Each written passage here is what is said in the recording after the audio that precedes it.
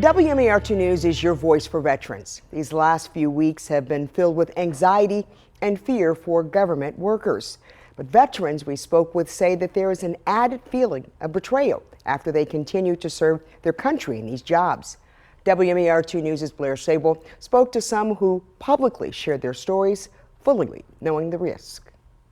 I'm more fearful working for the federal government right now than I have been my entire life. For the veterans who turned into public servants, the last few weeks have been dizzying. It's been a roller coaster of emotions. This is not what we stand for, and it's both tragic and horrifying at the same time. An estimated 6,000 in Maryland have lost their jobs and their services threatened with more cuts to Veterans Affairs. That's where Marine Corps veteran Octavia Hayden worked as a contractor up until last month. We assumed that these benefits and that our country would take care of us when we are finished with our service. And for me, in large part, that has absolutely been true. The VA has been a lifeline for me. Terribly distressing.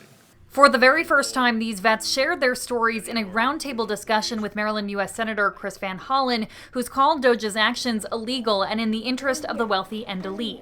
People who stepped up to serve, and now their own government is betraying them, and it's just outrageous. It feels like those in power are living comfortably while exploiting the sacrifices of veterans. Vincent Camacho was initially laid off during the sweeping cuts of probationary employees. Though reinstated, he's on admin leave now. He says his time in active combat zones is nothing compared to the fear he now feels. In the back of my head, I'm still thinking, do I need to be actively looking for further employment?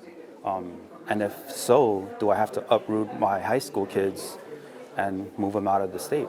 Van Hollen says they're bracing for DOJ's next steps. He says the power of the purse should remain within Congress, and he intends to hold the executive branch accountable to that.